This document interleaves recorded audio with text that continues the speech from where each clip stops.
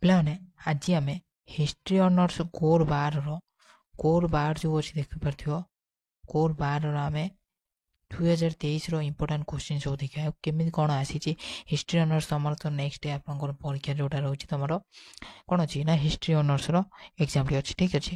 ତ କୋର୍ ଆପଣଙ୍କର ଯେଉଁ ରହୁଛି ତମର କୋର୍ 12 ଇମ୍ପୋର୍ଟାଣ୍ଟ କ୍ୱେଶ୍ଚିନ୍ ଦେଖିବା, ଡେରି କରିବାନି। ତ କ୍ୱେଶ୍ଚିନ୍ ସବୁ ଫଣ୍ଡାମେଣ୍ଟାଲ ଭାବରେ ପୁରା ଭଲ ଭାବରେ ପୁରା ଦେଖିନେବା, ଯାହାକି ରହୁଛି କୋର୍ 12 କ୍ୱେଶ୍ଚିନ୍ ସବୁ। ଏବଂ କୋର୍ 12 କ୍ୱେଶ୍ଚିନ୍ ଦେଖି ସାରିଲା ପରେ ତାକୁ ଆମେ ନୋଟ୍ କରିବା, ଏବଂ ଯେଉଁମାନେ ନୋଟ୍ ନ କରିପାରିବେ ସେମାନେ ମଧ୍ୟ ଟେଲିଗ୍ରାମରେ ଜଏନ୍ ହୋଇ PDF ମଧ୍ୟ ପାଇପାରିବ, ଠିକ୍ ଅଛି। ଦେନ୍ ଚାଲ ପ୍ରଥମେ ଆମେ ଦେଖିବା ଯେ କୋର୍ 12 କ୍ୱେଶ୍ଚିନ୍ ସବୁ କେମିତି ଆସିଛି ଆଉ କ'ଣ ଆସିଛି 23ର କ୍ୱେଶ୍ଚିନ୍। ଦେଖ ପ୍ରଥମେ ଦେଇଛି କ'ଣ ଦେଇଛି ନା ପ୍ରଥମେ ଦେଇଛି ଡଚ୍ ଇଷ୍ଟ ଇଣ୍ଡିଆ କମ୍ପାନୀ କେବେ ଗଠିତ ହୋଇଥିଲା। ଦେଖ ବହୁତ ବଢ଼ିଆ କ୍ୱେଶ୍ଚିନ୍ ସବୁ। ଦେଖ କ୍ୱେଶ୍ଚିନ୍ ଜଲ୍ଦି ତୁମକୁ ଦେଖାଇ ଦେଉଛି, ଯାହାଫଳରେ କି ତୁମେ କ୍ୱେଶ୍ଚିନ୍ ଦେଖିବ ଏବଂ ଆନ୍ସର୍ ଆରାମସେ ତୁମେମାନେ ମନେ ରଖିଥିବ। ତୁମ ପାଖରେ ତ PDF ଥିବ, ଆରାମସେ ଆପଣ କ'ଣ କରିବ ନା PDF ଦେଖିବ, PDFରୁ କ'ଣ କ୍ୱେଶ୍ଚିନ୍ ଆନ୍ସର୍ ବାହାର କରିବ ଏବଂ ଲେଖିବ, ଠିକ୍ ଅଛି। ଦେନ୍ ଦେଖ କ'ଣ ଦେଇଛି, ବିରେ କ'ଣ ଦେଇଛି, କିଏ ଗୋଆର ପ୍ରଥମ ପର୍ତ୍ତୁଗୀଜ ଗଭର୍ଣ୍ଣର ଥିଲେ, ଠିକ୍ ଅଛି। ଆର ଆନ୍ସର୍ ତୁମେ କ'ଣ କରିବ ନା ଦେଖ ତୁମେମାନେ କ'ଣ କରିବ ନା ଭଲ ଭାବରେ ଟିକେ ଦେଖିନେବ, ଯାହାଫଳରେ କି ତୁମେ ନେକ୍ସଟ ଯେଉଁମାନେ ସେ ଦେଖନ୍ତି, ଯେଉଁମାନେ କ'ଣ କରନ୍ତି ପ୍ରିଭିୟସ୍ କ୍ୱେଶ୍ଚିନ୍ ଭଲ ଭାବରେ ଦେଖି ଯାଇଛନ୍ତି ସେଇମାନେ ଭଲ ରେଜଲ୍ଟ କରିଥାନ୍ତି, ଠିକ୍ ଅଛି। ଦେନ୍ ଦେଖ ଏକ ମାର୍କିଆ ସବୁ ଦେଇଛି। ଏକ ମାର୍କିଆ ତୁମେ କେବେ ବି ଛାଡ଼ କରିବନି। ସେଣ୍ଟ ଜର୍ଜ ଦୁର୍ଗ କେଉଁ ସହରରେ ଅବସ୍ଥିତ, ଠିକ୍ ଅଛି। ଦେନ୍ ଦେଖ କ'ଣ ଆସିଲା ନା ଡି ଦେଲା କ'ଣ 1765 ଖ୍ରୀଷ୍ଟାବ୍ଦରେ ବଙ୍ଗଳାରେ ଦେଶୀୟ ଶାସନ କିଏ ପ୍ରଚଳନ କରିଥିଲେ। ଦେନ୍ ଇ ଦେଲା କ'ଣ ଓଡ଼ିଶା କେବେ ଇଂରେଜ ଶାସନ ଅଧୀନରେ ଆସିଥିଲା, ଠିକ୍ ଅଛି। ଏସବୁ ହେଉଛି ଇଜି କ୍ୱେଶ୍ଚିନ୍, ଆଉ ଆକୁ ତୁମେ କ'ଣ କରିବ ନା ଟିକେ ଖାଲି ଦେଖିକି ଯାଇଥିବ, କାହିଁକି ନା ପ୍ରିଭିୟସ୍ କ୍ୱେଶ୍ଚିନ୍ ହିଁ ଆସିଥାଏ। ତୁମେ କିଏ ବଙ୍ଗଳାର ଏସିଆଟିକ୍ ସୋସାଇଟି ପ୍ରତିଷ୍ଠା କରିଥିଲେ, ଠିକ୍ ଅଛି। ଭିଡ଼ିଓଟି ବଡ଼ ନ ହେବା ପାଇଁ ମୁଁ ତୁମକୁ ଜଲ୍ଦି କହୁଛି, ଆଉ ତୁମ ପାଖରେ ବି ଟୋଟାଲି ଆଉ ସମୟ ହିଁ ନାହିଁ। ଯେତେ ଜଲ୍ଦି ହେବ ସେତେ ଜଲ୍ଦି ତୁମର କ'ଣ କରିବ କ୍ୟାପଚର୍ କରିବାକୁ ଚେଷ୍ଟା କରିବ, ଠିକ୍ ଅଛି। ଦେନ୍ ଦେଖ କ'ଣ ଦେଇଛି ନା ପ୍ରଥମେ ଭାଗବତ ଗୀତାକୁ କିଏ ଏଠି ଦେଇଥିବ, କିଏ ଲେଖିଦେଇଥିବ, କିଏ କ୍ୱେଶ୍ଚିନ୍ ମାର୍କ ନହେଲେ ଦେଇଥିବ, ଠିକ୍ ଅଛି। କିଏ ପ୍ରଥମେ ଭାଗବତ ଗୀତାକୁ ଇଂରାଜୀ ଭାଷାରେ ଅନୁବାଦ କରିଥିଲେ, ଠିକ୍ ଅଛି। ଦେନ୍ ତୁମର କ'ଣ ଆସିଲା ଦେଖ ଗଭର୍ଣ୍ଣର ଜେନେରାଲ ଡ୍ୟାସ୍ଙ୍କ ସମୟରେ ଭାରତ ସର୍ବପ୍ରଥମ ରେଳପଥ ସ୍ଥାପିତ ହୋଇଥିଲା। ଦେନ୍ ଦେଖ ଉତ୍ତରପ୍ରଦେଶରେ ଭୂବନ୍ଦୋବସ୍ତ ବ୍ୟବସ୍ଥା ପ୍ରଚଳିତ ଥିଲା, ହେଲା। ତାପରେ ଦେଖ ଭାରତରେ ଡ୍ୟାସ୍ ରାଜ୍ୟରେ ଚା ବଗିଚା ବହୁ ସଂଖ୍ୟାରେ ଦେଖାଯାଏ, କେଉଁ ବଗିଚାରେ ବା କେଉଁ ରାଜ୍ୟରେ, ଠିକ୍ ଅଛି। ଇଏ ସବୁ କ୍ୱେଶ୍ଚିନ୍ ତୁମେ ସବୁ ଆଗରୁ ଦେଖ। ତାପରେ କିଏ ଦେଇଛି କ'ଣ, କିଏ ବି ଗୋଟେ ବଢ଼ିଆ କ୍ୱେଶ୍ଚିନ୍ଟି ଦେଇଛି। ଦେଖ ନୀଳ ଦର୍ପଣ ଡ୍ୟାସ୍ଙ୍କ ଦ୍ୱାରା ରଚନା, କାହା ଦ୍ୱାରା ରଚନା କରିଥିଲା। ଦେଖ ଏସବୁ ହେଉଛି VVI, very important question. VVI ଆକୁ ସବୁବେଳେ ମାରିକି ରଖିବ, ଏବଂ ଯେଉଁମାନେ ବି ପ୍ରିଭିୟସ୍ କ୍ୱେଶ୍ଚିନ୍ ଦେଖି ଯାଉଛ ସେମାନେ ଭଲ ରେଜଲ୍ଟ କରିବ। ଦେଖ ତାପରେ କ'ଣ ଦେଇଛି ନା 1857 ବିରୋଧ ସମୟରେ ଡ୍ୟାସ୍ ଭାରତର ଗଭର୍ଣ୍ଣର ଜେନେରାଲ ଥିଲେ, ଠିକ୍ ଅଛି। ଦେଖ ତୁମକୁ ଇଂଲିଶ ପ୍ଲସ୍ ଓଡ଼ିଆ କହିଲା ବେଳକୁ ବହୁତ ଟାଇମ୍ ଲାଗିଯିବ, ତ ତୁମେ କ'ଣ କରିବ ଯେତେ ଜଲ୍ଦି ହେବ କ୍ୱେଶ୍ଚିନ୍ ମୁଁ ସେତେ ଜଲ୍ଦି ସାରୁଛି, ଯାହାଫଳରେ କି ତୁମେ ନୋଟ୍ ବି ମଧ୍ୟ କରିପାରିବ, ଏବଂ ଯଦି ହେବ ତ କ୍ୱେଶ୍ଚିନ୍ ମଧ୍ୟ ଡାଉନଲୋଡ଼୍ ବି ମଧ୍ୟ ଟେଲିଗ୍ରାମରେ ରହିକି କରିପାରିବ, ଠିକ୍ ଅଛି। ଦେନ୍ ଦେଖ କ'ଣ ଦେଲା ନା ତାପରେ ଆସିବ 2 ମାର୍କିଆ 8ଟି। 2 ମାର୍କିଆ 8ଟି ତୁମେ କରିବାକୁ ବାଧ୍ୟ, କାହିଁକି ନା ସବୁବେଳେ ମୁଁ ଗୋଟେ କଥା କହିବି, ତୁମେ ଯେତେ ବି ସବୁବେଳେ ଏକ୍ଜାମ୍କୁ ଯାଅ, କିଛି ଆସୁ ନ ଆସୁ ସବୁବେଳେ ସବୁ କ୍ୱେଶ୍ଚିନ୍ ଆଟେଣ୍ଡ କରି ଆସିବ, ଯାହାଫଳରେ କି ତୁମକୁ ରେଜଲ୍ଟ ଆପଣ ଦେଖ କ'ଣ କରିବ ନା ସବୁବେଳେ କ୍ୱେଶ୍ଚିନ୍ ଆସୁନି କିଛିଟା ଲେଖିବ, ଜାଣିଥାଉ ନ ଜାଣିଥାଉ, ଯାହାଫଳରେ କି ତୁମକୁ ସେଠି ଯଦି 2 ମାର୍କ ବି ଥିବ ତାହେଲେ କିଛି ଲେଖିଛ ମାନେ ସେଠି 1 ମାର୍କ ମଧ୍ୟ ତୁମକୁ ଦିଆଯିବ, ଠିକ୍ ଅଛି।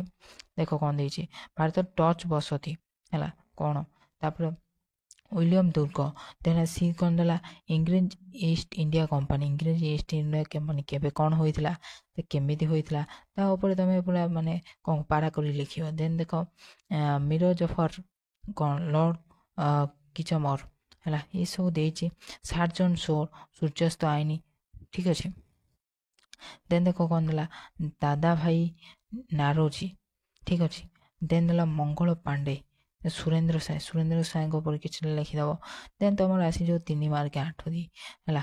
ଦେଖ 3 ମାର୍କିଆ 8ଟି ଦେଇଦେଲା, ସବୁ କ୍ୱେଶ୍ଚିନ୍ ତୁମେ 75ଟି ଶବ୍ଦ ଲେଖିବ ଏବଂ ପଏଣ୍ଟ ଦେଇ ଲେଖିବ, I, II, ଦେନ୍ III, ठीक अच्छे III एमती देकी लिख जहाँफल कि कौन हम ना तुम भल रिजल्ट कर ठीक अच्छे सब मुझे पॉइंट दे लिख पॉइंट दे लिखार सब बेस्ट ट्रिक हूँ पॉइंट दे लिखले भल मार्क मिलता है बक्सार युद्ध देन देला Tipu Sultan John Stuart Mill है ये सब कौन ये सब तुम तो हिस्ट्री माने तुम तो पूरा पढ़ी ना तो भल भाव तो पढ़ी मुझे जानी ठीक अच्छे देख तापर देला भारत इंग्रेज शिक्षार प्रचलन जो मैंने ओडिया देव से पढ़िया अनुसार भी लिख मुझे भल भाव जानी हंटर कमिशन कौन लॉर्ड कॉर्नवालिस ये भी गोटे कौन देख सब माने किसी भी डर ना ये देती हंटर कमिशन केवे कही कौन होता तो ये सब भल भाव तुम मैंने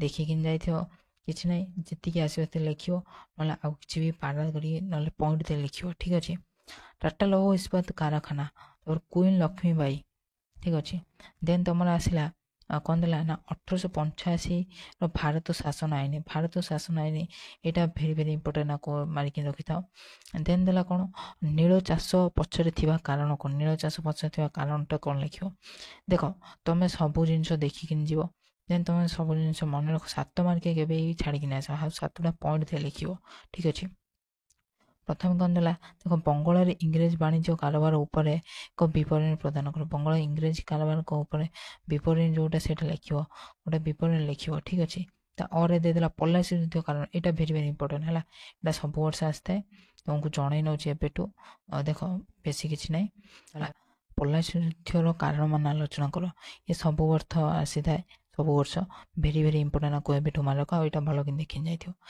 जापर 5 नंबर देला कौन देला इंग्रेज पुलिस व्यवस्था उपर एक विवरणी प्रदान कर तावर कौन देला पाक इंग्रेज शासन समय देशीय शिक्षा व्यवस्था उपर आलोकपात कर यहाँ भी टी देखी जाइए इंग्रेज पुलिस व्यवस्था उपर ठीक अच्छे पलासी युद्धटा सब वर्ष आसता है यहाँ भल भाव चेक कर जाइए देन आसीज तुम 6 नंबर देख कौन देला कृषि कौन देला कृषि व्यवसायीकरण कले तुम कौन बुझ यार भारतर अर्थनीति उपर की प्रभाव पकाइला देन और कौन देला ना जो सब कारण जो भारत में आधुनिक शिल्प विकास होता है आलोचना कर ठीक अच्छे ये कृषि व्यवसाय कले कौन बुझ एवं भारतर अर्थनीति उपर किपर प्रभाव पकाई यहाँ भी भेरी भेरी इंपोर्टेंट आपको भी तुम मैंने भल कि देखिए जाइए ठीक अच्छे